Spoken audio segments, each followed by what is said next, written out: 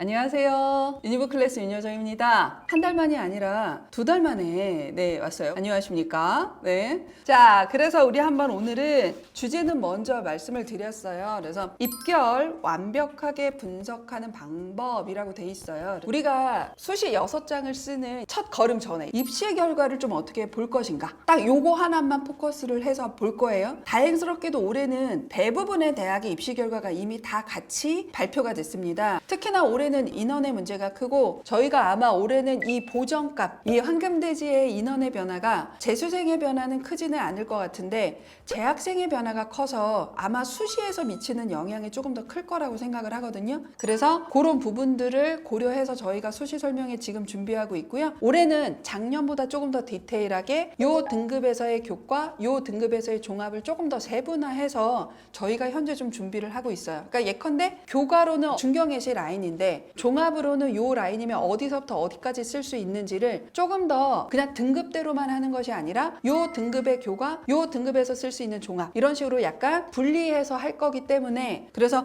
등급대로도 말씀을 드릴 거고 어떤 학교 라인이냐에 따라 지원 전략은 어떻게 될 것이냐도 말씀을 드릴 거고 입결 데이터를 가지고 어떻게 우리가 요즘에 조금 조심해야 되는지도 할 거고 올해의 이러한 여러 가지 변화의 보정값으로 어떻게 레인지를 해석해야 되는지 이런 것들도 모두 다 수시 설명회 때 말씀을 드리려고 지금 준비하고 있으니까 7월 5일 이게 일반 대학이고요. 7월 6일이 메디컬입니다. 그래서 7월 5일하고 6일 양일간 진행이 될 거니까 요거 참여하시면 됩니다. 이거는 솔직히 고등학교 부모님들이라면 올해 원서 쓰는 부모님들이 기본이겠지만 이런 로직으로 원서 구성을 하는구나. 그러면 우리 아이 지금 현재 거 가지고 우리가 조금 판단을 해보자 라는 것에서는 많이 도움이 될 거니까 꼭 고3이 아니어도 들어두시면 좋습니다. 근데 아마도 지금 제가 인원 얘기를 하니까 어머님들이 어떡해요 현영 너무 힘들어요 막 이런 거 궁금한 거 물어보시는 분들 많으셨어요. 가장 많은 질문이 올해 수험생이 증가하면서 힘든 입시라고 예상이 되는데 올해는 입결을 얼마나 보수적으로 봐야 할까요? 라는 것들을 진짜 우리 지금 고3 부모님들이 많이 걱정하실 거예요. 고2 부모님들은 그래도 좀 여유가 있으신데 우리 올해 고3 부모님들이 보수적이라고 생각을 하시는 부모님들이 많으세요. 그리고 아마도 보수적으로 쓰실 가능성이 올해는 조금 많으실 텐데 저는 보수적으로만 쓰진 않을 거예요. 그러니까 확실하게 보수적으로 입결을 최대한 안정하향을 쓸 때의 레인지의 2장 정도는 쓰셔야 되지만 이런 식으로 올해는 보수적일 거야 입결 예측이 안 될 때는 구멍들도 꽤 있기는 해요. 항상 해보면. 그래서 약간 레인지를 넓게 쓰시는 해라고 생각을 하셔야 되는 거지 무조건 보수적으로 쓴다라고 하시면 안 돼요. 제가 그렇게 말씀을 드릴게요. 그것도 설명회 때 말씀을 드릴 테니까 그것도 감안하셔서 보셔야 돼요. 그러면 우리 한번 이제 본격적으로 입시 결과 보는 법에 대해서 한번 좀 얘기를 해보려고 해요. 대학 어디가 들어가셔서 한번 보시면 돼요. 이렇게 대학 어디가 들어가면 이게 첫 페이지잖아요. 아무 데나 들어가 볼게요. 그냥 고려대가 있으니까 고려대를 한번 쳐볼게요. 고려대학교가 있죠? 그러면 클릭하고 들어가세요. 그러면 이제 다양한 게 나와요. 모집 요강도 나오고 대학 특징 및 입시 가이드도 나오고 여러 가지가 나오는데 저희는 오늘 입시 결과니까 여기 보면 평가 기준 및 입시 결과가 있어요. 그래서 그냥 이거 클릭하고 들어가시면 공통 전년 대비 주요 사항 있고 학생부 종합 전형, 그 다음에 학생부 교과 전형, 정시 전형 이런 식으로 있습니다. 우리 그 중에서 그냥 학생부 교과 전형 이렇게 들어가면 2가지가 나오잖아요. 2025 대비 2026 주요사항, 변경사항 가장 큰 것만 말씀을 드려요. 이것도 보셔도 좋고 저희는 올해 입시 결과니까 이렇게 전형 결과로 입시 결과를 들어가시면 학교 추천 전형 보시면 어때요? 최종 등록자의 50%컷, 70%컷에 그 대학의 환산 점수와 등급 점수가 있습니다. 보시면 경영대학의 맨 위에 있으면 작년에는 52명을 모집했고요. 6.13의 경쟁률을 가지고 있다. 이렇게 보시면 돼요. 그러면 아마 지원자 수는 한 318명 정도 된 것 같고요. 그 다음에 충원 합격 순위는 77번까지는 등록을 했다라는 거예요. 그러면 기본적으로 100% 이상은 돌았다라고 보시면 돼요. 근데 이게 52명의 77번이라고 하면 최초합은 모두 다 나간다 그렇지는 않아요. 그냥 최초합 중에서도 등록한 친구들도 있고요. 그 다음에 예비를 받은 친구들 중에서도 저 연대 붙고 서울대 붙었어요. 그래서 저는 등록 안 할게요 하면 밀리잖아요. 그래서 나오는 게 충원 합격 순위다라고 보시면 돼요. 근데 이 충원 합격 순위가 경영 광명대학 같은 경우는 지금 한 110% 이상 돌았는데, 한 바퀴 이상 돌았는데, 예를 들어서 한국사학과는 지금 한 50% 정도 돌았죠. 이게 과마다 조금 달라요. 근데 이게 해마다도 좀 다르기 때문에 네, 좀 보시면 돼요. 고려대 같은 경우는 최종 등록자의 대학 환산 점수를 발표하고 학생부 등급을 발표하기도 하는데, 어떤 학교는 교과 성적 학생부 등급의 50% 컷, 70% 컷만 발표하는 학교도 있어요. 그래서 이거는 학교마다 보는 방식이 조금 다르다라고 봐두시면 될 것 같습니다. 그 다음에 여기 보면 학생부가 80% 반영이 됐다라고 돼 있죠. 작년까지 고대는 정량평가 80, 정성평가 20이었으니까 이렇게 기재가 된 거고요. 아마 올해 같은 경우는 학생부가 90이 반영되니까 입결이 조금 달라질 수밖에 없는데, 전년도 기준으로 이렇게 나오고 있다라고 봐두시면 됩니다. 다만 우리가 이러한 대학의 입결 레인지를 볼 때 가장 기본 오브 더 기본이 뭐냐면, 교과 전형은 학교마다 반영되는 교과목이 모두 다 다르죠. 우리 고대 같은 경우는 전교과를 다 봐요. 그래서 은미체의 ABC까지 모두 다 이 환산 점수에 들어가죠. 그리고 어떤 학교는 국수형 4과 합만 반영하는 학교도 있고요. 어떤 학교는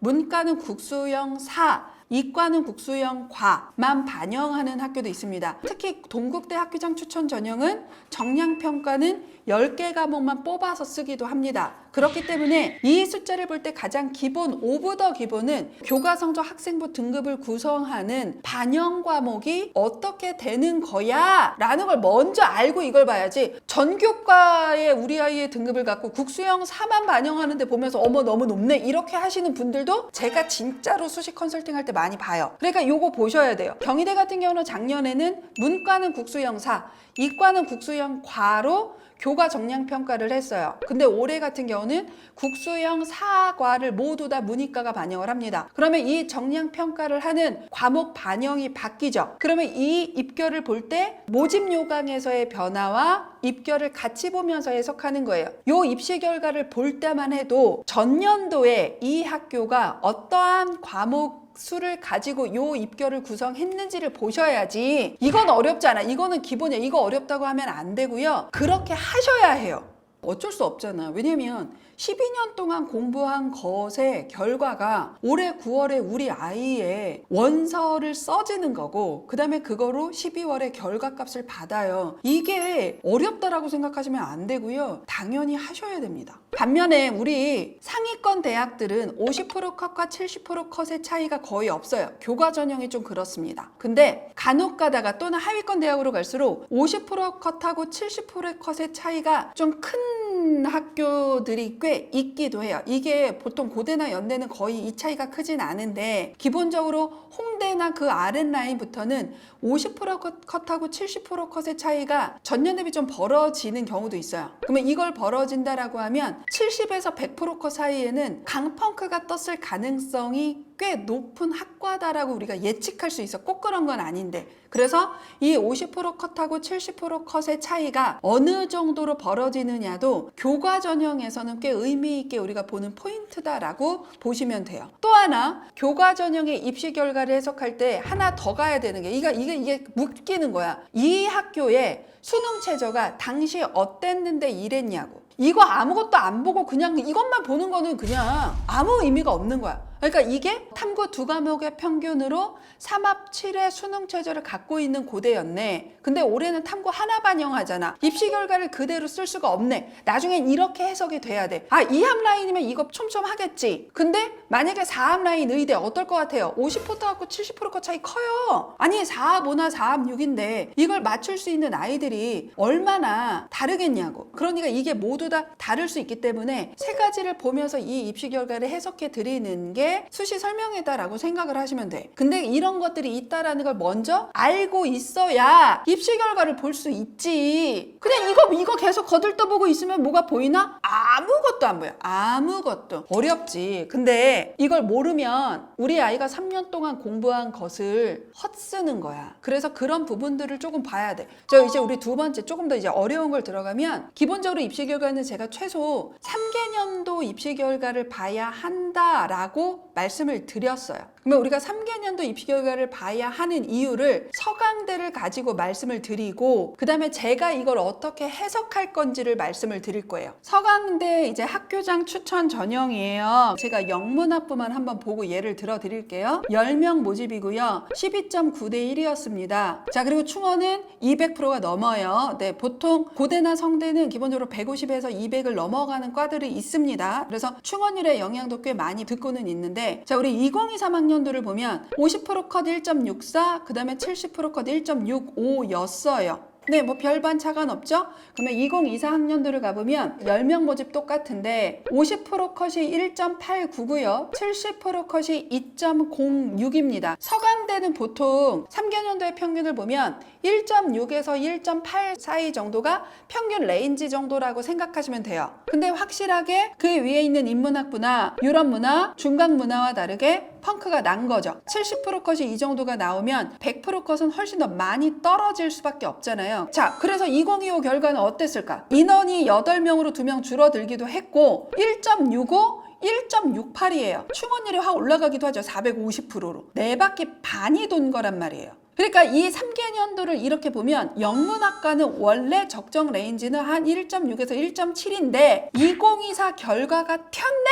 그러면 요 2024 결과가 이렇게 튀어버리면 원래대로 돌아가거나 이게 1.6에서 1.7이거나 아니면 조금 더 올라갈 가능성이 있어서 이런 과는 쓸 때 조심해야 되네, 이렇게 해석을 해야 되는데 반대로 해석하고 들어가셔서 2.06인데 내가 1.5니까 나한텐 이거는 하향이야 라고 했다가 잘못되는 결과가 나와요. 그래서 3개년도의 모집 인원의 변화, 충원율의 변화, 그 다음에 입결의 변화, 이런 것들을 보셔야 돼요. 이 정도까지만 해도 교과 전형은 부모님들이 웬만하면 쓰실 수 있어요. 굳이 6교과를 쓰는 건 컨설팅을 굳이 안 받으셔도 저는 솔직히 된다고 생각해. 이것만 제대로 하시면. 종합 쓰시는 분들은 오셔야 돼요.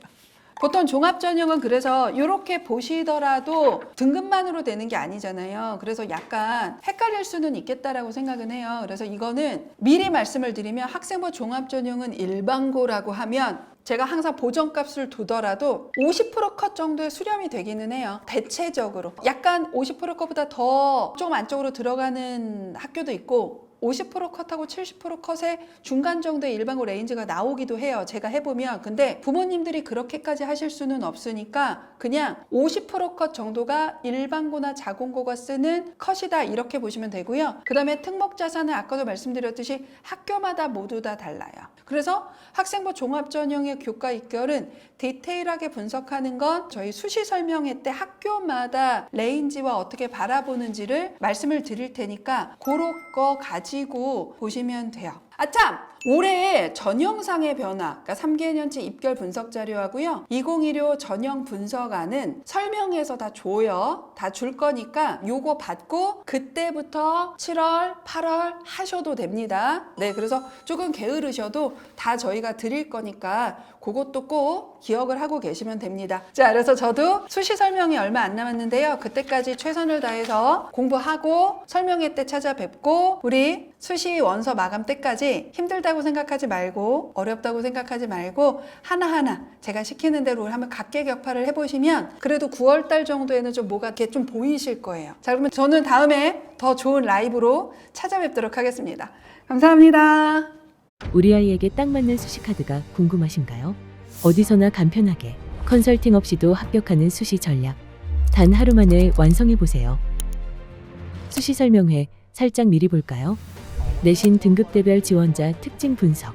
왜 그러나 보면 원자력공학과 같은 경우는 방사선학과랑 겹치고요. 기계공학과는 의공학이랑 겹쳐요. 등급별 맞춤 대학 라인 안내.